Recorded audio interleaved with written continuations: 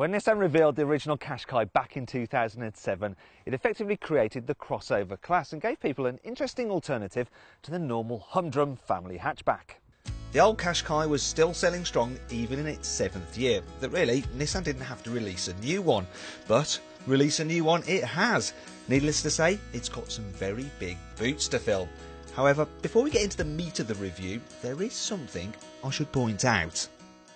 Now, we all know that Nissan is as Japanese as sushi, but the new Qashqai is pretty much as British as roast beef, and that's because it's designed in London, it's engineered in Cranfield, and it's built in Sunderland.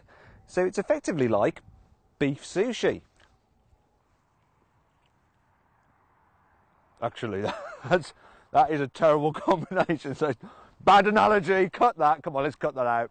Thankfully, in the case of the Qashqai, the Anglo-Asian collaboration is far more successful, as British design and engineering flair come together with Japanese efficiency and attention to detail to produce a car that appeals to both your head and your heart. For instance, the Qashqai has a far more pleasing interior than its Asian rivals. In fact, it's pleasingly European, as everything in your immediate eye line is made from high quality materials. All Qashqais come with a colour touchscreen, cruise control, Bluetooth for your mobile phone and USB input for the stereo. However, you really want to step up to the next level because it's got all the kit you really need, such as an upgrade for the air conditioning to dual zone climate control, a nice leather steering wheel and 17-inch alloy wheels. However, the range topping version has 19-inch alloy wheels, heated leather seats and this rather lovely glass roof. Technocars also get a round view monitor, which warns if a pedestrian or cyclist moves into a critical area around the car, while the 360-degree camera will help you manoeuvre in tight spaces. There's even a park assist, which takes the strain out of parking. All you have to do is operate the throttle, clutch and brakes, and it does the hard part for you, the steering. To ensure you can always see where you're going, the reversing camera has its own wash and blow dry facility, so when the lens gets grubby, a little bit of water comes out of there and then a blast of air blows it away, cleaning the lens. Now, in terms of pricing, the new Qashqai is very similar to the old Qashqai and it's competitive in the market. I will warn you though that the gadget-laden top of the range version does get pretty expensive, and if you want to see the full pricing then you can go on to carbuyer.co.uk. What is different this time round though is the boot. It might not be that much larger than before, but that was never an issue. Usability was. But the addition of a movable false floor means the new Qashqai has a flat low bed when you fold the rear seats down, and that makes loading large items easier. The space in the back seats has improved over the old car. It's still not class leading, but it's definitely better. Knee room is good, but that was never the issue. The issue was with headroom, but as you can see, I'm 5'11" and I've got enough headroom, and that's even with the optional panoramic sunroof fitted, and that eats into head space. Now, if you move into the middle seat, it is a little bit of a perch. Once again, I'm not quite touching the roof. There is a transmission tunnel. It's quite narrow, so there is somewhere to put your feet. As for in-car stowage spaces, well, they're not quite class leading, but the glove box, central cubby, cup holders and door bins are big enough for most people's needs.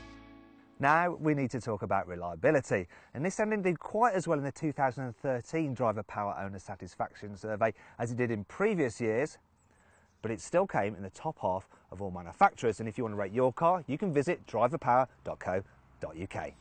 You can get the new Qashqai with 1.2 litre and 1.6 litre turbo petrol engines, or a 1.6 litre or 1.5 litre diesel. The 1.5 litre diesel is the pick of the range. It can return over 70 miles per gallon, which means that it's not going to cost you that much to run. And as an added bonus, it emits under 100 grams per kilometre of carbon dioxide, so it won't cost you anything in road tax either. Now, if I'm honest, it's not exactly the quickest engine in the world. 0 to 60, well, that takes 12 seconds. Now, I should point out that the new Qashqai actually has less sophisticated rear suspension than the old car to help save weight, space and money. However, Nissan has fitted some clever electronics so the new car actually handles and rides better than before, making it brilliant in town. Special sensors can tell when you're going over a speed hump, and they apply the front and rear brakes independently to flatten the car out. So here we go, speed hump. That's pretty smooth. You don't get the severe bobbing up and down like you do in other cars. And to tell you the truth, I don't know how that works or why it works. It just does work.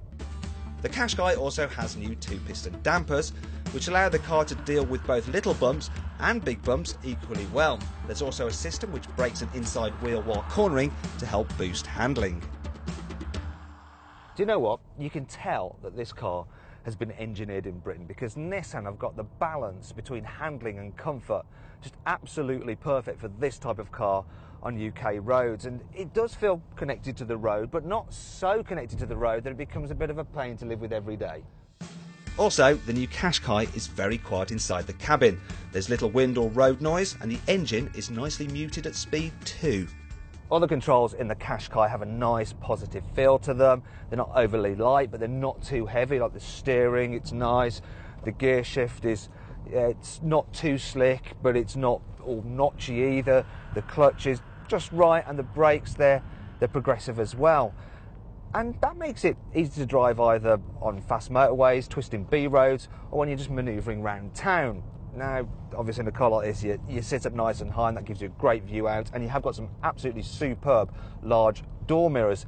Bit of a problem though, these large A-pillars here do create a bit of a blind spot, but it's even worse, the pillars at the back, if you have a look, you'll see they're huge, and that plus the small back screen does make reversing a little bit of a problem. So when you're trying to manoeuvre into tight parking spaces, you may need to use the force, or of course pay extra for one of the models with all the reversing cameras. There are some other issues too. For instance, the 4-wheel drive models are rather expensive, and if you want an automatic version, you can only get them with the more costly 1.6 litre engines. Speaking of which, the 1.6 litre diesel rattles like it's running on gravel. Still, overall, the new Qashqai is a really good car, and it's better in pretty much every way than its predecessor. The only problem is that this time round it faces some very stiff competition in the form of the Dacia Duster and the Mazda CX-5. And if you click on those windows, you can watch those video reviews. Click on this icon, you can watch our very latest video review, and don't forget to click on our logo to subscribe to the Car Buyer YouTube channel, and every week we'll send you a new video review.